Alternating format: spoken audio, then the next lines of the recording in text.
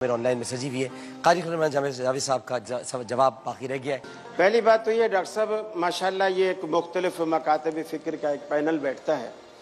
जो मसला जो सवाल आपने उठाया सैयदा फातिमा ज़हरा रज़ियल्लाहु ताला अन्हा की फजीलत का, शान का, मकाम का, मर्तबे का, उसमें मैं समझता हूँ किसी भी मुसलमान को ना कोई इख्तलाफ है नहीं और ना किसी मुसलमान को कोई कदगन है। बिल्कुल। और जो इस किस्म की मैं समझता हूँ दिल में नफरत रखता है, हम उसको मुसलमानों में शुमार ही नहीं। वाह वाह वाह वाह भाई, क्या कहना है भाई, क्या कहना है भाई, क्या कहना है? अब बात अगर सैयदा फातिमा तो ज़हरा का अगर वो त्यौहार है, वो दिन है, अगर वहीं तक बात रहे तो खूबसूरत बात है, सुभान अल्लाह। जी जी।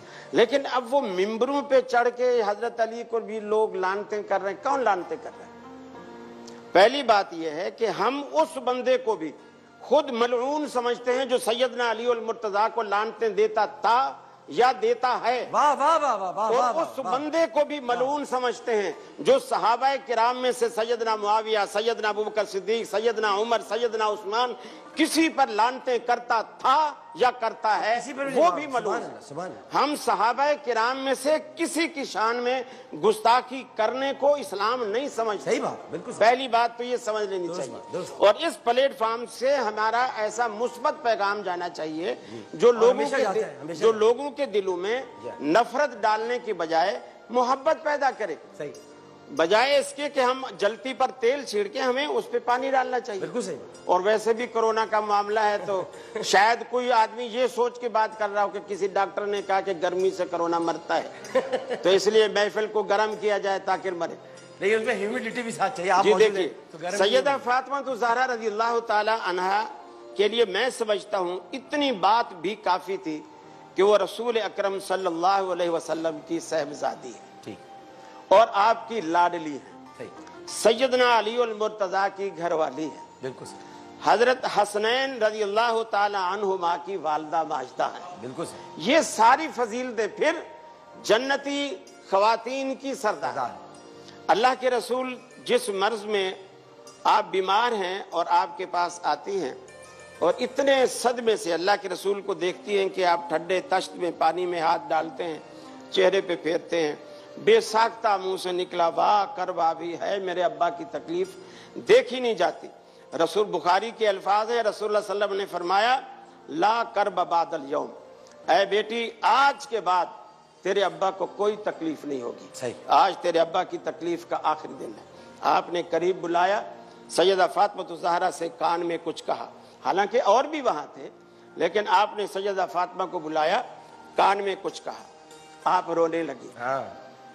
फिर जब आपने देखा कि मेरी बेटी तो दुखी हो गई है, आपने फिर दोबारा बुलाया, फिर आपने कुछ कान में कहा और आप हंसने लगे। गोया आप आखिर वक्त भी जब दुनिया से आखिरत की तरफ रवाना है अपनी बेटी को हंसा के। हाय हाय हाय हाय हाय हाय। ये मैसेज था पूरी दुनिया के लिए कि मेरी बेटी को कभी रुलाना। एक बात। दूसरी बात, हालांकि उस बात का इससे कोई ताल्लुक नहीं है और वो हजरत फातिमा तो ज़हरा की शान है, फजीलत है और उसमें हजरत अली की भी फजीलत है कि जिसमें अल्लाह के रसूल ने फरमाया कि बल्कि हजरत फातिमा तो ज़हरा खुद शिकायत करने गई, अल्लाह के रसूल आपने अपने भाई के बारे में सुना वो दूसरी शादी कर रहे हैं। आप उठे और आप जैसे उठे, हदीस में आता है आपने जो चादर डाली कंधे पे, वो आपको इतना सदमा था कि उसको संभाल भी नहीं पाए, जमीन पर पीछे घिसकती भी जा रही है और आप वहां पहुंचे। आपने फरमाया अली मैंने ऐसा ऐसा सुना है, याद रख ले। अभी उससे कुछ सुन ही नहीं रहे। याद रख, अदुवुल्लाह की बेटी और रसूलुल्लाह की बेटी एक शख्स के निकाह में जमा नहीं हो सकते। हजरत अली ने कहा आमन्ना व सदकना।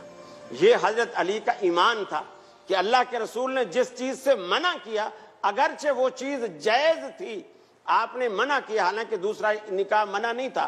उनका कहने का मकसद ये था कि एक मिनट, मेरा कहने का मकसद ये है, इसमें हजरत अली की शान है कि हजरत रसूल अकरम का जैसे फरमान सुना, अपनी बात अपना फैसला सारा छोड़ दिया, रसूलुल्लाह के फैसले को ऊंचा किया।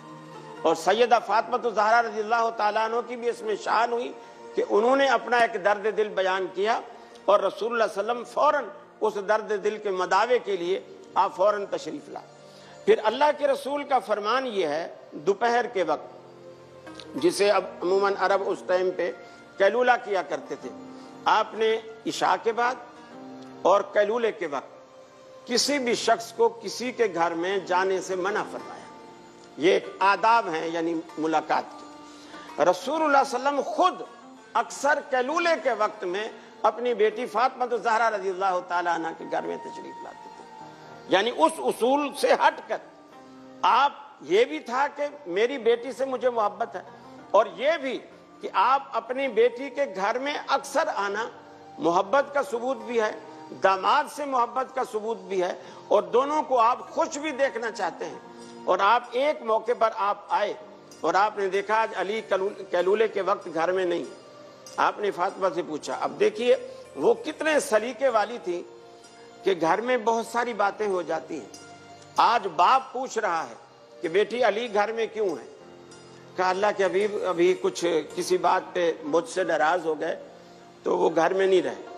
آپ نے بلال کو بھیجا، دیکھو مسجد میں دیکھ کے آئے کہ حضرت علی آرام فرما رہے۔ آپ نے بیٹی سے ایک لفظ نہیں پوچھا، یہ نہیں قریدا غلطی تمہاری تھی یا سیدنا علی المرتضیٰ کی تھی، آپ نے نہیں پوچھا، یہ گھر بسانے والی ہستیاں تھیں، ایک لفظ نہیں پوچھا۔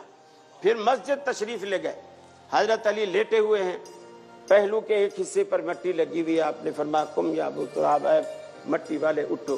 حضرت علی کی آنکھ کھلی اور ابو تراب آپ کے منہ مبارک سے سنا، اتنا پسند آیا کہ انہوں نے ہمیشہ کے لیے اپنے نام کے ساتھ ہی اس کنیت کو لگا لیا، ابو تراب ہی بنا لیا۔ آپ حضرت علی کو لائے، داماد کو گھر میں ہاتھ پکڑ کے لائے۔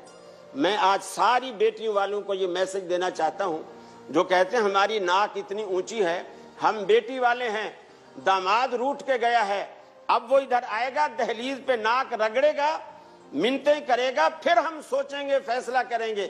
یہ بیٹیوں کا گھر برباد کرنے والے ہوتے ہیں۔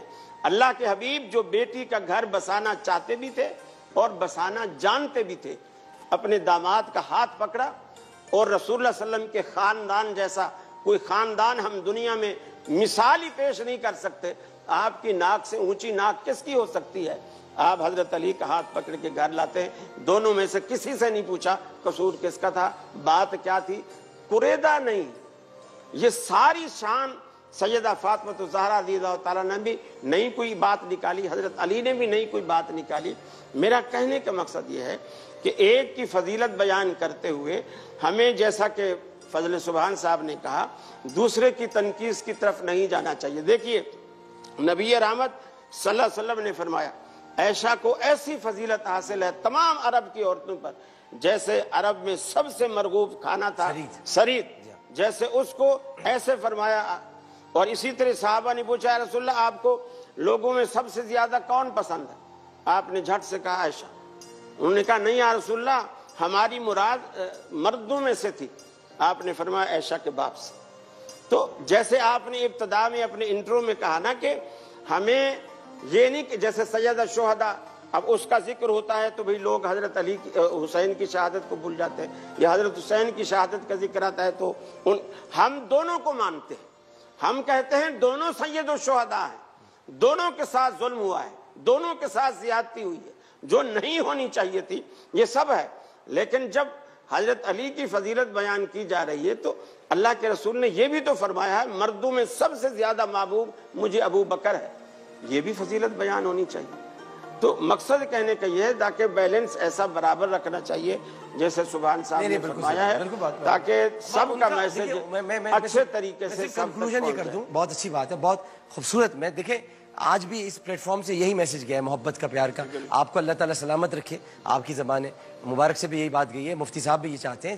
اصل میں ان کا بنیاد تھی، انہوں نے اپنا نظریہ ایک بیان کر دیا، وہ ان کی بات بس ختم، وہ ان کی ایک نظریہ تھا، انہوں نے بیان کر دیا، آپ نے بیان کر دیا، آپ کی بات ہوئی۔ اور سب سے اچھی بات آپ ہی کی یہ ہے کہ سب سے محبت کی جائے، سب سے پیار کیا جائے، اور سب سے محبت اور پیار کو عام کیا جائے، اور اس پلیٹ فارم سے بھی یہی میسج آنا چاہیے۔ بہت شکریہ۔ مجھے تو آپ اکثر کہتے رہتے ہیں کہ اکثر آپ میسمی صاحب کی حمایت کرتے ہیں۔ ہاں میں تو ابھی بھی آپ ان کی حمایت کر رہے ہیں، دونوں آپ ابھی بھی آپ ایک دوسرے کے حامی ہیں، بہت زبردست قسم کے۔ ہاں بلکہ قریشی صاحب سے کبھی کبھی ہو جاتی ہے لیکن میسمی صاحب سے تو نہیں ہے۔ بس میسمی صاحب نے اپنا عقیدہ بیان کر دیا، اچھا ہو گیا، تاکہ ایک بات کلیئر ہوگی۔ ایک وقفہ لیتے ہیں ناظرین محترم، اس کے بعد کراچی اور اس کے مضافات میں اذان مغرب کا وقت ہو جائے گا. بہت خوبصورت آج کی محفل رہی. حضرت فاطمہ الزہرا کی فضیلت بیان ہوئی, حضرت علی کا ذکر ہوا, رسول پاک کا آپ نے کیا خوبصورت بیان فرمایا, اور آپ نے کیا اچھے انداز میں گھر بسانے کی باتیں کی ہیں. ماشاء اللہ.